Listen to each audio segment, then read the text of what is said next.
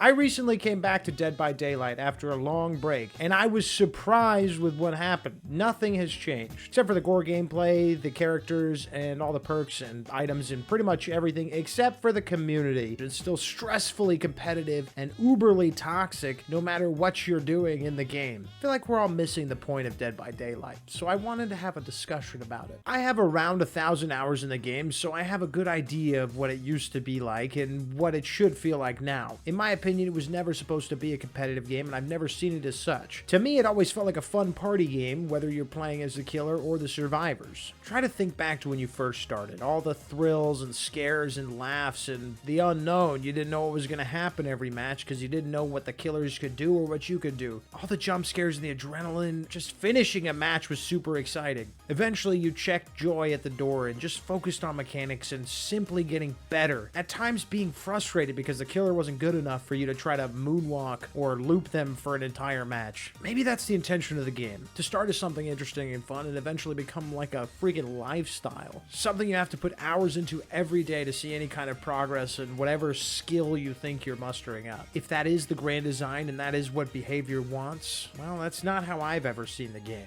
That's why I'm reminding you that everything I'm about to say is totally subjective, just like any open-ended, opinionated discussion is. I'm going to talk about my crippled views on DBD, and to some it might seem like I'm being a bit cruel, but that's only because I've felt the goodness that this game can bring. I've met the people it can show you, the paths you can take. No matter how many hours you put in, you will take breaks with this game. It's kind of like a customer service call center. It's always got people in it, but the turnover rate is so high that you almost never recognize the faces that are around you. I can't think of many games where people say I have to have a break from DBD for a week or two. It's like a fucking tolerance break for them. They become intolerant to what everything the game has to throw at them, which is a majority of toxic players and toxic behavior. You don't have to be toxic in game chat. You could be toxic in the way that you're playing. I know everyone says camping is a strategy or whatever, but like, no. You know you're being a shitbird. And that's okay. Games and shit can get the best of any of us. But when you do take that break and decide to come back, sure, a majority of the community sucks balls still, but everything else feels totally changed. All the perks have been nerfed or buffed, and what you used to love to run is no longer valid, and you have to do all this brain work to be able to figure out what you should be doing now. You've got to research metas and everything, which is just fucking crazy. Horror games are about fun. The horror genre is about fun. We watch horror movies and play horror products for fun, for the adrenaline, for the scares, for the pissing your pants until there's a pool surrounding your chair. It's just too much fun, man. But the perk changes and gameplay changes they do are usually so heavy-handed over at behavior. A perk will go from one thing to a completely other thing, like the way Dead Hard used to be a kind of a crutch perk for everyone. You had to use it all the time. And nowadays, some people will say it's still a crutch perk, it just works a little differently, but it doesn't even feel like the same perk anymore. And some of the perk changes are just maniacal. They're almost sinister from behavior. If you look at shit like BBQ and Chili and Prove Thyself, they just took out the blood point buffs just to make you have to play longer and have to stay in their game to get those extra blood points and feel the satisfaction of leveling up, and for no reason otherwise. Everyone simply enjoyed how much blood points you would get from those. No one was calling for a nerf to those. It was very strange when they did that. Because of these heavy-handed balancing mistakes that they love to do, at any given time, one side will always be stronger than the other. The killer is going to be incredibly good here. 3 months down the line, the survivors are going to be incredibly good. And then it's just going to go back and forth, back and forth. You never know what you're going to get when you step in. When I last left, the survivors were incredibly nerfed and killers were basically abusing them. So much so that they had to make all these base kit changes to survivors, like adding Unbreakable and all this stuff, and looking for all these extra steps in order to stop face camping and just craziness, just general toxicity they had to try to put a stop to, none of which they were very successful at, except for maybe the face camping. But now when I play it, now that I've come back, it definitely feels like the survivors have a bit of the upper hand. Yes, you could still use some nasty techniques like tunneling, which is very common in DBD, and some people can work around tunneling, but it's still not fun to know you can't go in and just play the game with your friends, goof off, and maybe die in a fun, satisfying way. Instead, you're in chase for 90 minutes, where at least fucking feels like that. I think you can only go for an hour now is what I've heard. I play on Survivor. We stand a pretty good shot. We either die having a longer match and maybe even getting the killer to sweat a little bit. And feel free to call me trash, but I switched to killer, and the second somebody fucks with me on Survivor side, whether the MMR just decided to throw Prestige 99 at me or what have you, I'm immediately turned off and upset. And I just want to troll them and fuck with them and face camp and slug. I feel the need to want to do that. It's so hard to avoid that as killer. I don't know about you, but the survivors feel a little bit stronger right now to me, or a lot of it stronger. I feel like if you have a competent Swift, you're good. I would never solo queue in this game. Those who solo queue have simply lost their minds. Having even one random on your team can open up a floodgate for bad behavior. Maybe they're just sitting in the corner of the map the whole game, letting you guys all die off so they can find hatch, or they're purposely bringing the killer to you, or they're vaulting over and over and over again in the middle of the map just because they don't like the killer they've gone up against. I played one plague match on stream tonight, and that's precisely what a Fang Min did. Everybody in the lobby quit out. It was just filled with bots just because she didn't like that I was plague, I guess. I don't know what her thought process was there. I'm sure the other partners quit because she was such a bitch. Yeah,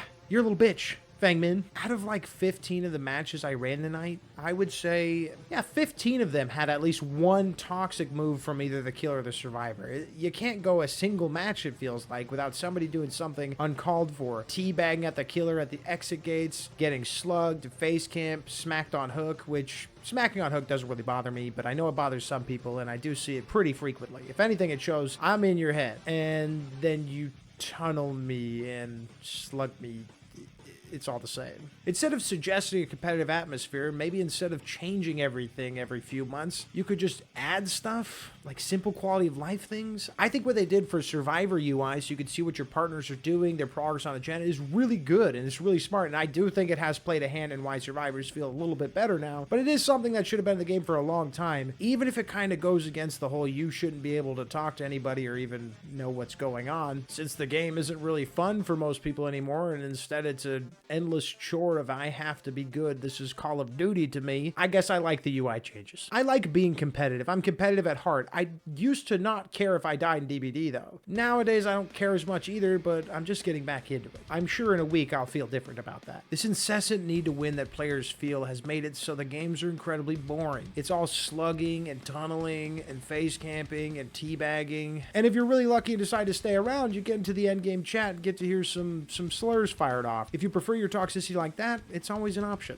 On top of all of that, the MMR has always been bad in this game. I mean, the swings are so rough. You go from winning 3 matches to having a game where you can't do anything. The guys are insane. They're all fucking max prestige. You're playing your first match at Ghostface. You don't really want to quit out because you don't want to be toxic. And a lot of survivors love to be toxic, like I said, and just quit out as soon as they notice that somebody's got some sort of skill advantage against them. It's a good thing we got the bots, you know, so the killers still get to kill a couple people after the 20-minute loading screens, but still, it shouldn't be about how good they are. It should be about how fun they make the match. Like a good Scratch Mirror Myers who's just looking for some fun gameplay. We need more add-ons, items, and perks like that. Stuff that makes the game feel more fun. Do something new. Instead of changing everything, just add something. A new game mode would be great. That would be something everyone has to learn and have a little bit of fun with. I think they made like a lights out game mode. That's not a fucking game mode. You turned off the damn light switch. That's lame as shit. Give us something new. Not to mention, it seems like the bugs will be here forever. They'll be here long after we and the cockroaches have died. Getting stuck on spots, pallets not dropping, this or that, fucking latency issues, rubber banding. It's all there. The game still feels a little buggy in some areas, if not a lot of areas. Maybe that's why they're afraid to add anything, because their code's so damn old that if they do one thing, we could all start floating up in the middle of the match for no reason. I don't know. Some hillbilly gliding. As you know with my rant videos, it's really just whatever I can pull from the top of my head. But miraculously, after coming back, I still managed to have a good bit of fun. On Survivor, on Killer, it's absolutely dreadful for me. I didn't like that. Not one bit. Bye. Yeah, he does, dude. Wait, is he actually still down there? Yeah, I guess. Oh, what? Yeah, he's on. You got me now. Okay, cool. I don't want to talk about the noise I just made. It sounded like a fear orgasm. Hey, well.